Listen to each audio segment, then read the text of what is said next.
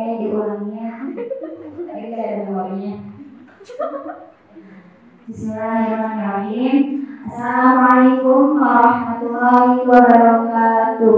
Waalaikumsalam warahmatullahi wabarakatuh. Hamdan katsiran thayyiban mubarakan fihi ala kulli hal. Asyhadu an la ilaha illallah wahdahu la syarika wa asyhadu anna Muhammadan abduhu wa rasuluh alladzi la nabiyya ba'da amma ba'd.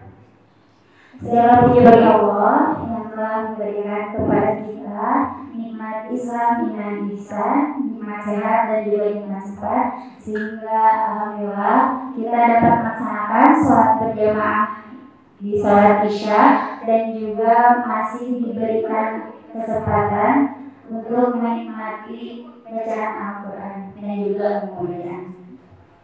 Salawat serta salam semoga selalu Allah curahkan kepada junjungan kita Nabi Muhammad Sallallahu Alaihi Wasallam. Gak kerasa ya teman-teman, hari ini dua personal dari Nemoy angkatan 2019 pulang, Teh Ilma dan juga Teh Amu.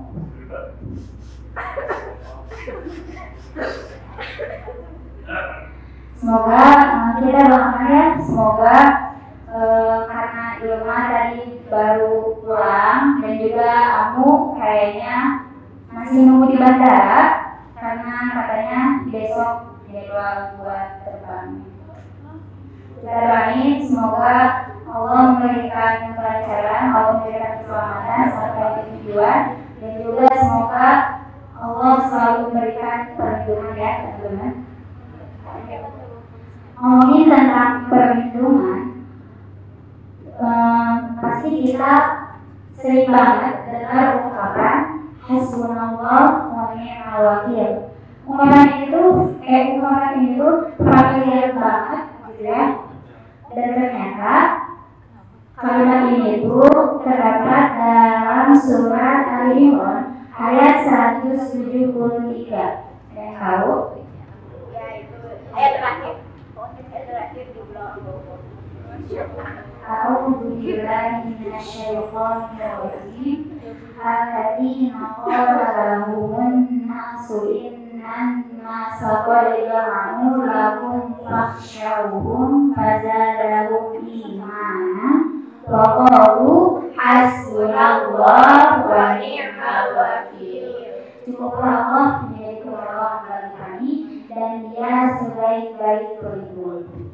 Oke, kita kenalan dulu sama salah satu aslinya Allah, Al-Wakil, yang mengurus alam semesta. Dialah yang menciptakan alam semesta, berikut juga mengurus seluruh isi alam semesta ini.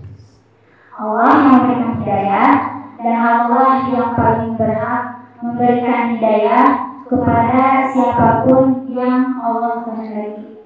Dialah yang memberikan rezeki kepada setiap hambanya dan juga memberikan kemaslahatan kepada seluruh hambanya. Dan juga Allah ini menjadi pelindung bagi setiap orang yang beriman, yang senantiasa bersujud dan juga ruku dengan daya dan kekuatan darinya. Sebagai seorang muslim yang mengaku mengesahkan Allah dengan nama Allah ini, berarti udah harusnya kita meyakini bahwa Allah udah netapin setiap episode kehidupan hambanya ya. Oke, kita coba ambil ibrah dari salah satu kisahnya seorang pemuda yang bernama Najmuddin Ayyub. Sebenarnya dulu pernah banget saya sampaikan di kultum jangan banget, nggak tahu pas tahun kapan, tapi doa ya semoga gak bosan. Jadi teman-teman sedikit cerita ya. Jadi ada seorang pemuda yang saleh dan cukup cukup terpandang gitu ya di masa itu. Dan ternyata usianya itu udah pas banget buat nikah. Tapi teman-teman, beliau belum nikah sampai orang-orang tuh banyak menjolimi gitu ya. Kan ganteng gitu ya, udah pernah ganteng, pinter, solid, tapi belum nikah gitu ya. Kenapa gitu ya? Padahal dari sisi usia dan umur itu udah pas banget gitu ya. Dan ternyata mungkin kalau Najmuddin Ayub ada di masa sekarang, dia termasuk seorang high quality single gitu. Nah, terus teman-teman, sampai suatu saat saudara Najmuddin Ayub ini berebut gitu ya. Karena kenapa dia nggak nikah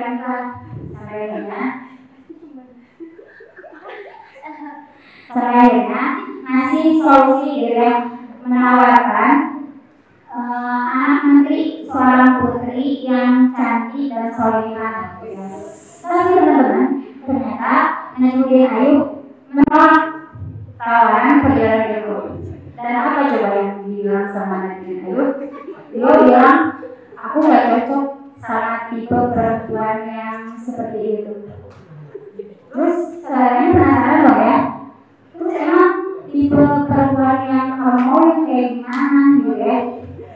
Terus dia bilang sama beliau, aku ingin menikah dengan seorang perempuan yang nantinya akan aku pegang tangannya menuju surganya Allah. Dia akan mengandung, melahirkan, dan merawat anakku yang nantinya anak itu akan menjadi pembebas Baitul Maqdis.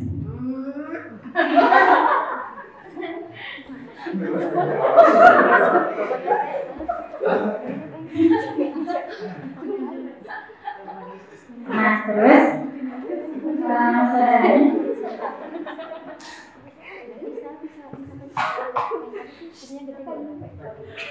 saudaranya nanya lagi gitu ya, emang gimana caranya gitu ya buat dapetin perempuan yang kayak gitu? Terus singkat banget jawabannya, dengan ikhlas. Gitu loh. Nah, teman-teman, cerita ini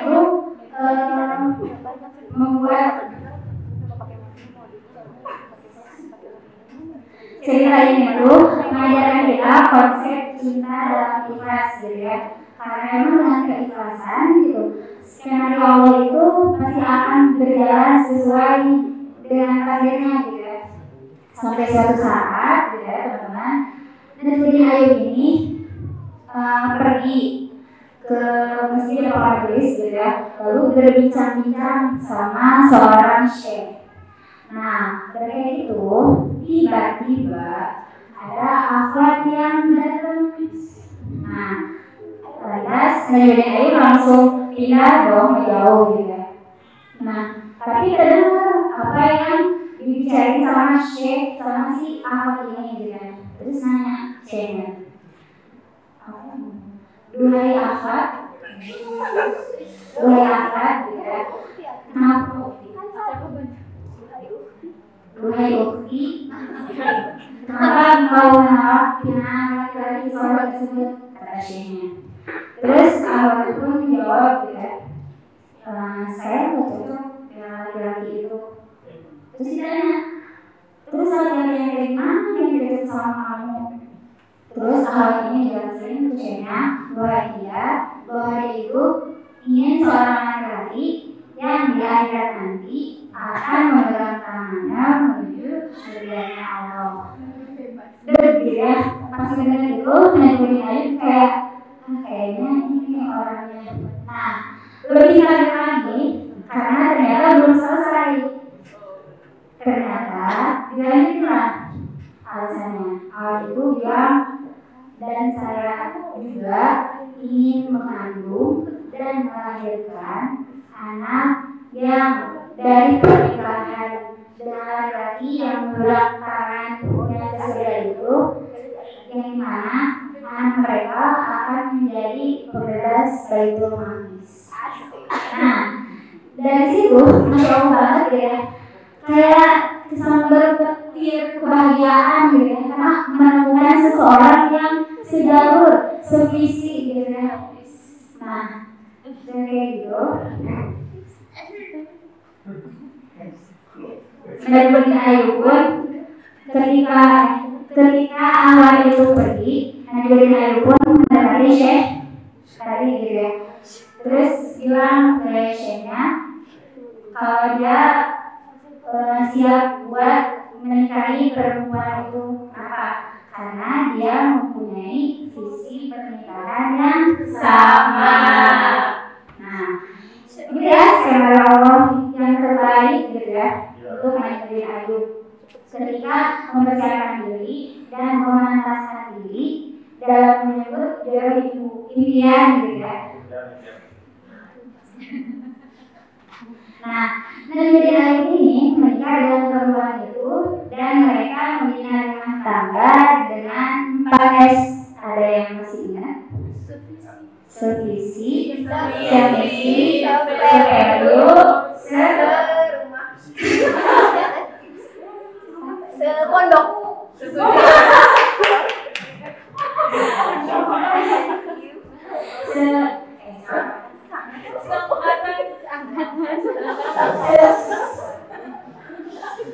Seprogram. Ada namanya. Sampai akhirnya lahirlah seorang pemimpin Islam dari rumah tangga mereka, seorang yang masyhur banget, seorang pahlawan Islam yang bernama Salahuddin Al-Ayyubi, yang dimana beliau berhasil membebaskan Baitul Maqdis di masa terjadinya perang salib ya. Nah, balik lagi ke hasil Allah.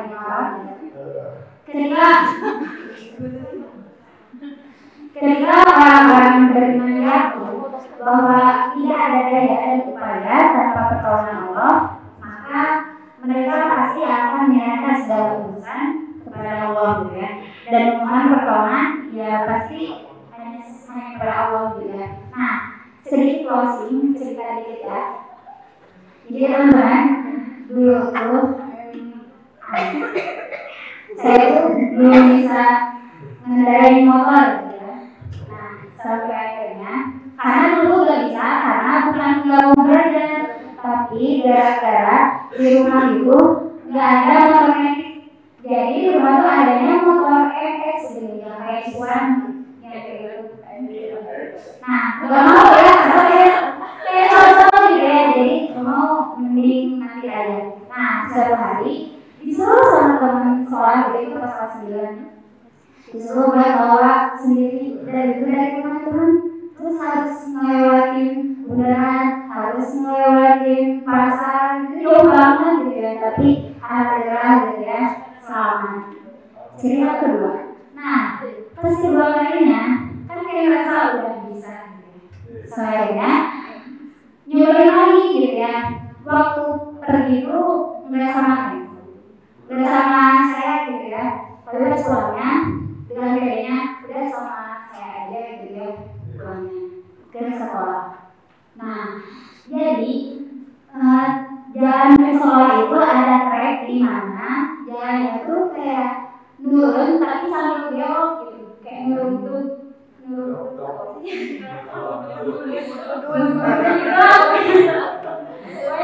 itu ya. Nah, udah mah itu baru selesai hujan gitu ya, jadi licin banget. Tapi kan karena terang tereng gitu ya,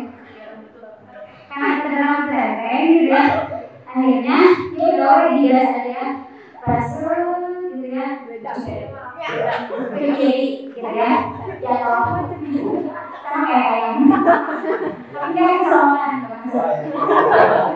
Nah, terus tapi insya Allahnya gitu ya, kalau bukan karena perlindungan Allah, mungkin saya nggak akan berada di sini gitu ya, ketemu sama teman-teman yang insya Allah, terus ketemu guru-guru terbaik gitu ya, ketemu orang-orang ya, yang dimana beberapa detik kemudian gitu ya, setelah saya jatuh ke kiri itu dari arah berlawanan, tiba-tiba ada mobil bayang gitu ya, kalau emang dan akhirnya udah meninggal itu bukan di sini gitu ya. Tapi Masya Allah ya, Allah masih memberikan perlindungan. Jadi teman-teman jangan lupa ya, ketika kita merasa bingung harus kemana gitu ya, bingung kayak minta pertolongan kemana nih, punya aku tuh susah banget ya Allah gitu ya, tasbih pusing, doa pusing, ziarah pusing, cari ibadah pusing, sholat pusing gitu ya. Tetap gantungin semuanya ke Allah. Pokoknya Allah pasti bakal ngasih jalan, Allah pasti ngasih pertolongan gitu ya. Selagi kita masih yakin bahwa Allah yang selalu memberikan pertolongan, maka jangan lupa ya, kita berzikir hasbunallah wa ni'mal wakil, ni'mal maula wa ni'man nasir. Mungkin sekian yang bisa saya sampaikan. Semoga ada manfaatnya. Itu saja.